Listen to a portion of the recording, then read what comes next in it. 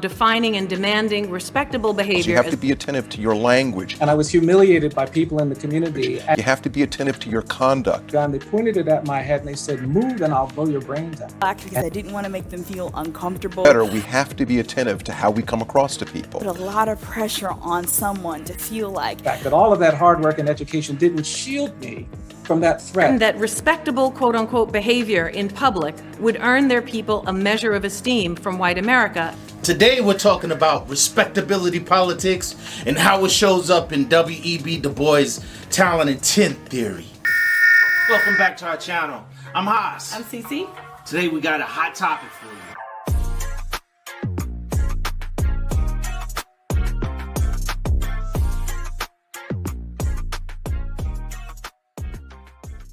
Last week, we uploaded a video exploring opposing ideologies of W.E.B. Du Bois and Booker T. Washington.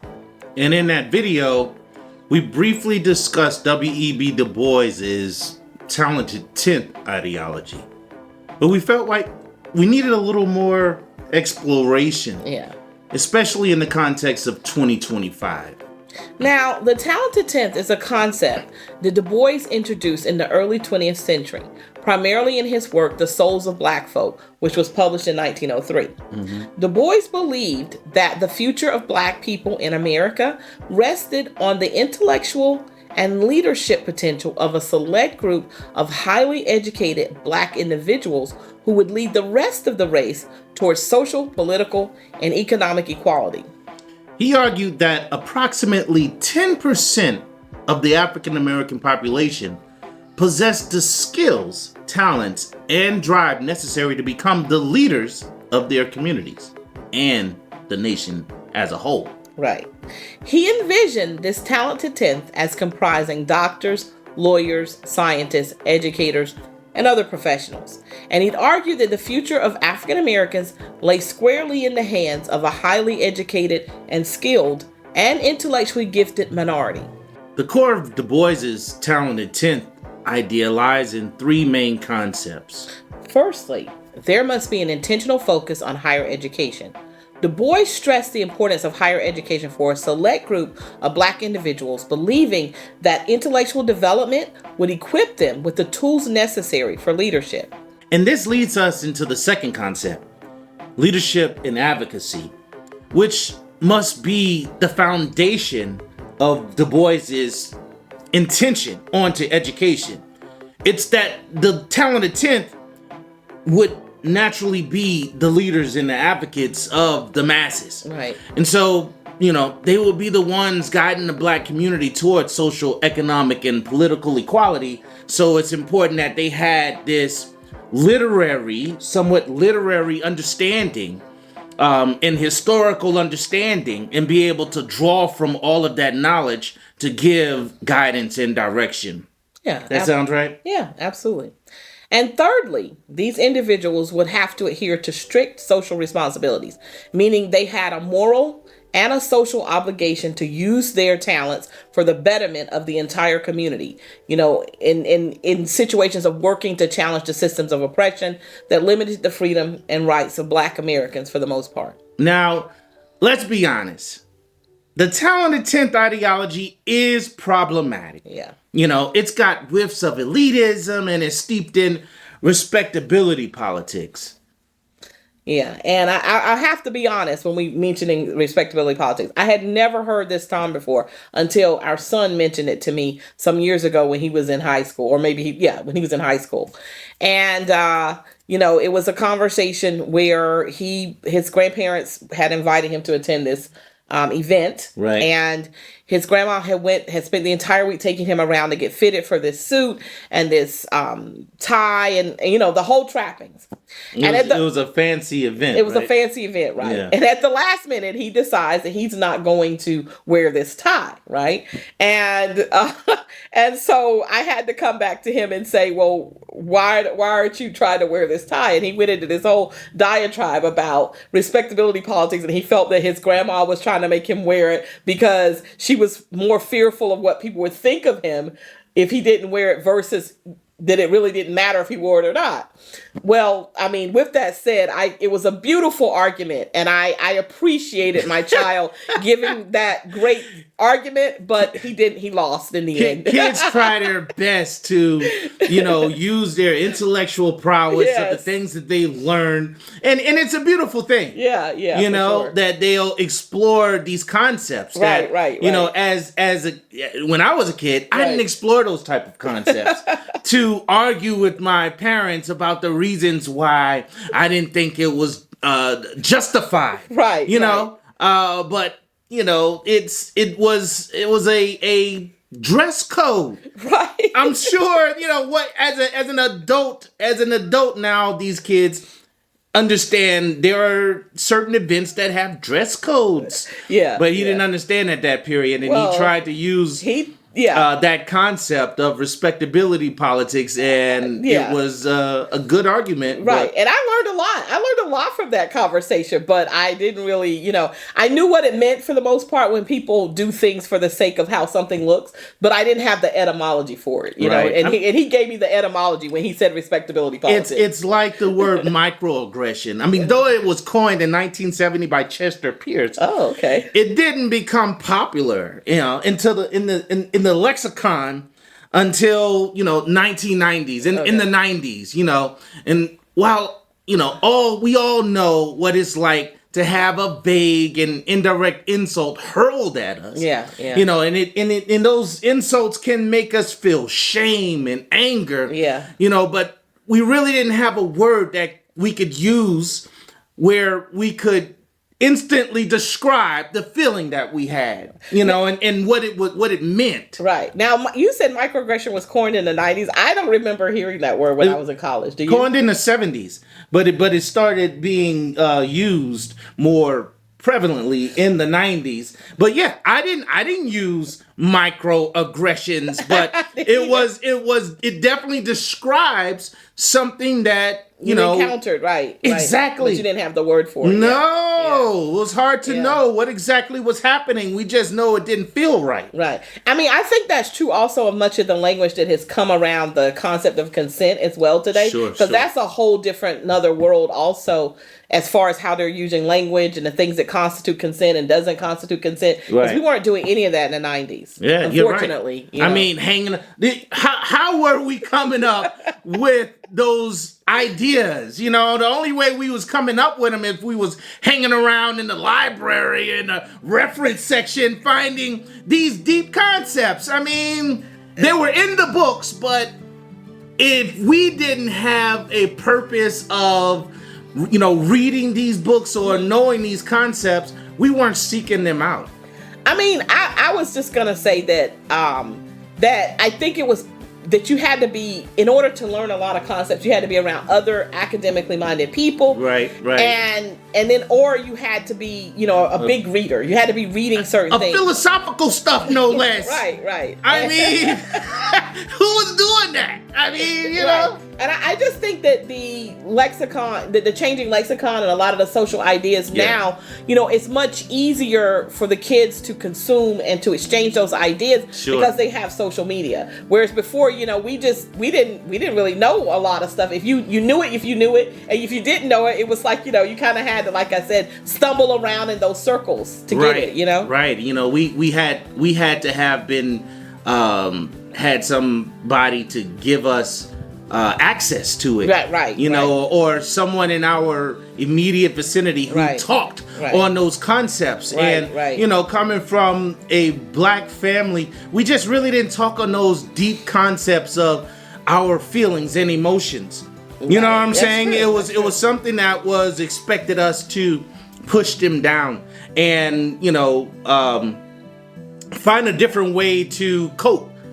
We didn't have time to be reflecting over our emotions. Yeah, I mean, to some That's extent, just how it was, you know what I'm saying? And granted. I know that, we've gotten a little bit off topic because we was talking on DuBois and we got all excited. We definitely got a little off topic, yeah. I just wanted to acknowledge, the contributions that we've gotten from the younger generation. I mean, these conversations of psychological assessments and sociological breakdowns, they just weren't something that we did coming of age in the 90s. We were pushing to prepare ourselves to be a part of the machine. Right. You know what I'm saying? Have an equal opportunity to have our house with the picket fence and the dog and the 2-car garage. And the 2 kids. You know what I'm saying? And the 2 kids, you know what I'm saying? So, I have sometimes,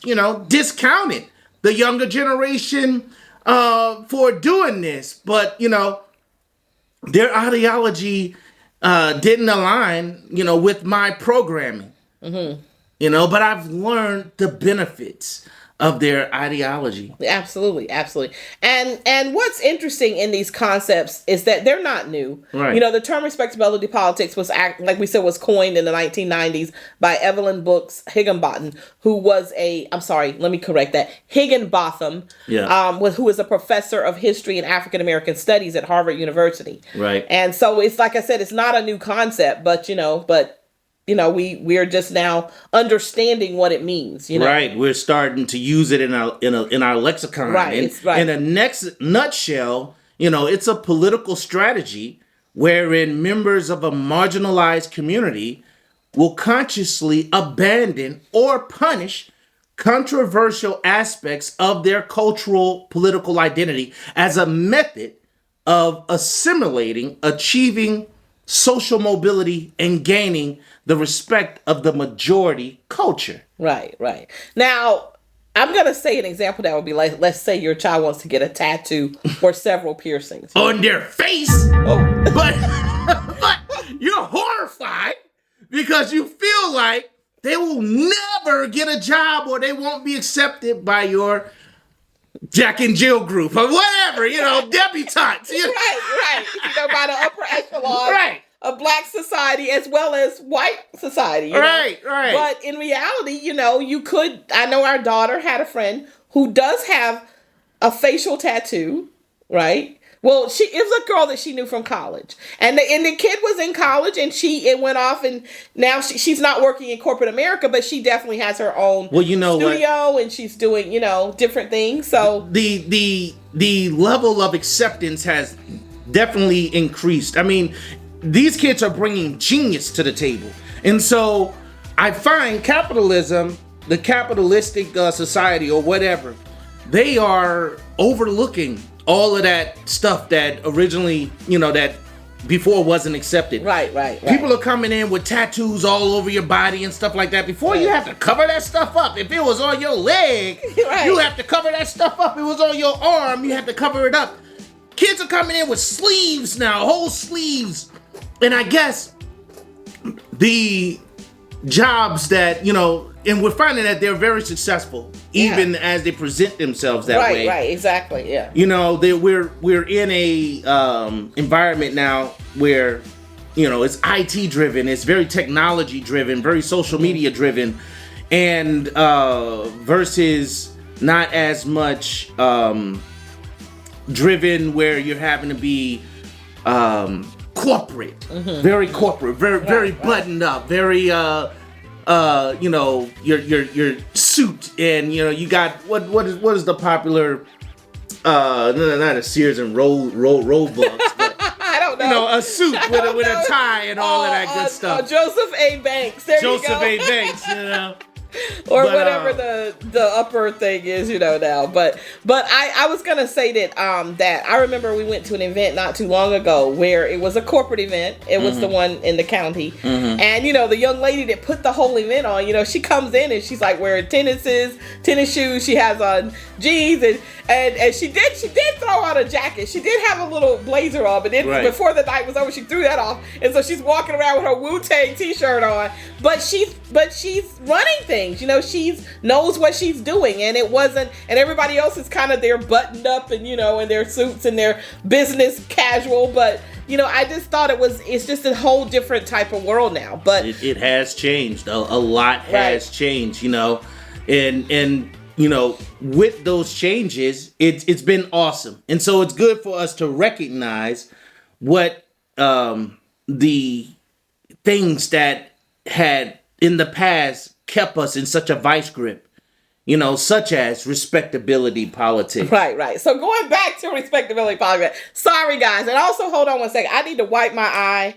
Y'all, I suffer from dry eye, and I don't know why. I've been doing really well with my eyes for the last couple of weeks. And then today, when I got ready to film, it started tearing. So forgive me. But anyway, going back to respectability politics, the problem with it is that it places the responsibility and blame on the victim. Right. Instead of systems that uphold it versus, Right. Right, exactly. Damon Young furthers this idea in an article written in 2016 where he wrote, instead of requiring the people around the institutions committing and propagating racist acts to change, it asked the people harmed by the racism to change in order to stop being harmed by the racism. Exactly. And so it ends up being a system that blames the black person for their own victimization, or the minority or the marginalized person for their own victimization. Right. And it makes us believe in a false sense of security. Sure.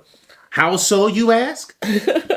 Well, it makes us believe that having money, degrees, fancy jobs or titles, or achieving success, or even just dressing a certain way, will somehow protect us from experiencing racism. Right. And, getting back to Du Bois's Talented 10. Yeah. This idea is definitely elitist because it suggests that the only black people capable of leading the community are those who can conform to certain academic, cultural, and social standards. And this is unfair to the rest of the people. This marginalizes those who may not have access to higher education or who may not embody the cultural norms that Du Bois valued. So basically, that's going to exclude a lot of black folks and a lot of people in general who may, have good concepts to share. Right.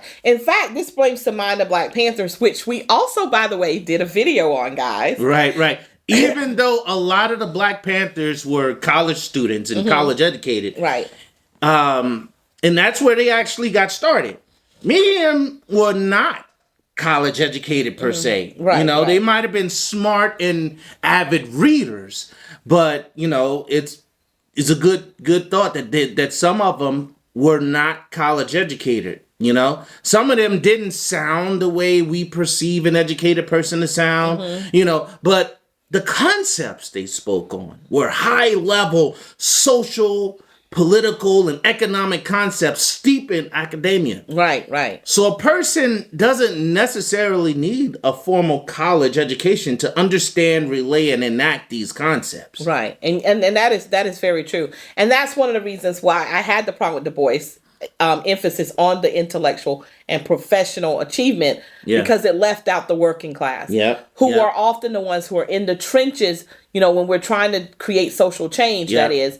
And it kind of ignores the lived experiences and contributions of the broader black community. Absolutely. Respectability politics generally revolves around adhering to behaviors, values, and appearances that are deemed acceptable by the mainstream. Or in other words, white society. That part.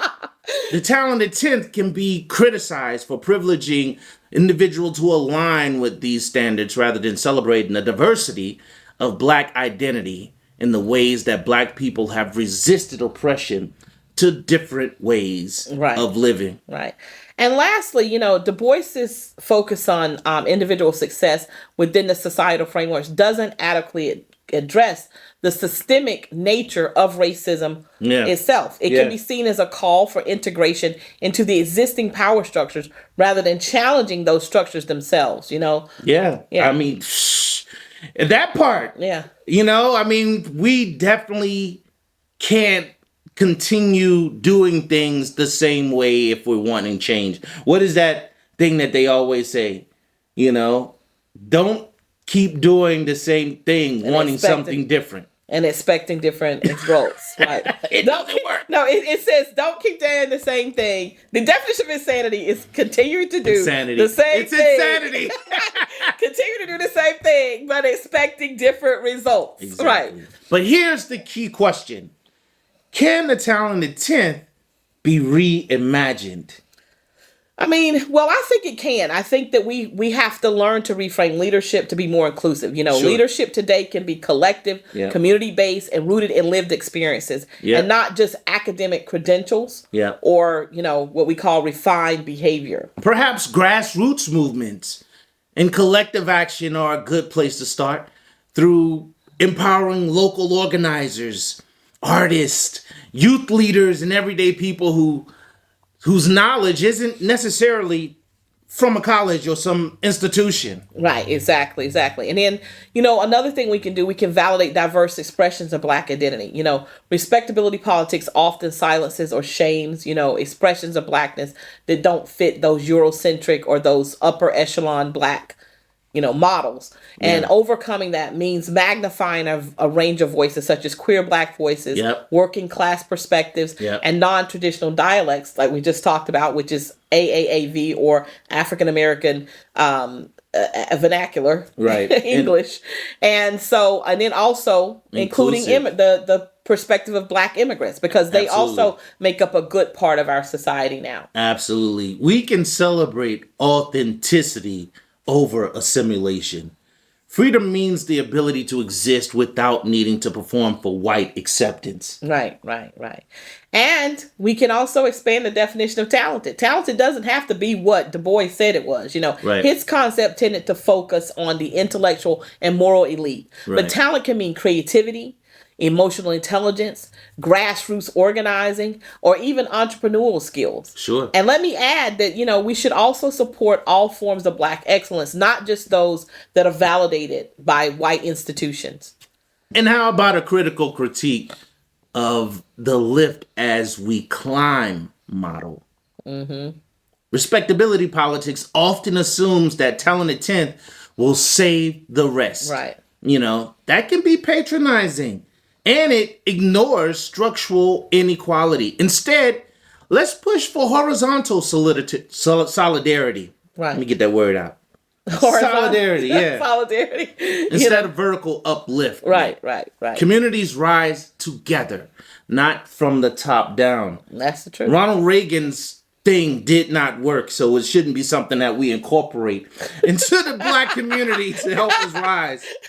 What was this Ronald Reagan thing? Ronald Reagan, that was his model of, if the top is making a lot of money, then the money can flow down to help the masses. Oh, okay. You pulling something out from your childhood in the 80s, huh?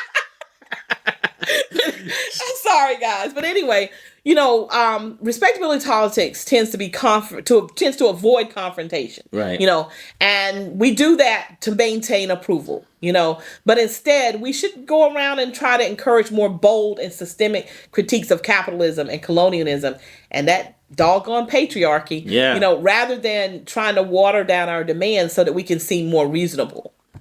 And you even, DuBois even later came to understand that confrontation was necessary. In fact, he even grew to become more radical, embracing socialism and Pan-Africanism. Absolutely. As he got older. He sure did. Yeah. He sure did. And lastly, we can decenter the white gaze. Respectability politics is largely about how Black people are seen by white people. And we need to understand that as Black people. And rejecting it means refocusing the lens inward toward healing, truth-telling, and intra-community connection. We can build spaces where the measure of worth isn't whiteness or how palatable one is to mainstream society. Right. And it's going to require a broad-based coalition of individuals working together. Movements like Black Lives Matter and other progressive organizations demonstrate that collective action from people of all backgrounds, That's not right. just the small educated elite, Right. is essential to combating the forces of inequality and division, and therefore we're better equipped to challenge those regressive policies like what's happening now and advocating for legislative change that protect marginalized communities. Du Bois's talented 10th remains an important ideological framework. Let's not get that wrong. By no means are we saying that. Right. And, you know, it definitely has got its merits, particularly in advocating for the intellectual and professional development of African Americans. But it just must evolve to address modern challenges, collective leadership, and the involvement of activists, workers, educators, and others from all walks of life to drive social transformation. In the end, we got to remember that leadership comes in many forms. Right. Experiences and perspectives. Right. That's all for now, good people. We definitely appreciate you all joining us. We hope that you enjoyed this and got a lot from it. Please put your comments below. If anything that you like to hear additional, please put that in the comments. Please like and share. And until next time, good people, you good adventure seekers, keep up the good work, and we'll see you all next time. Right. Peace. So this is Paul Lawrence Dunbar's We Wear the Mask. We wear the mask that grins and lies. It hides our cheeks and shades our eyes. This debt we pay to human guile. With torn and bleeding hearts we smile, and mouth with mirrored subtleties. Why should the world be overwise in counting all of our tears and sighs? Nay, let them only see us while we wear the mask. We smile, but oh, great Christ, our cries to thee whose tortured souls arise. We sing, but oh, the clay is vile beneath our feet and long the while. But let the world see otherwise, we wear the mask.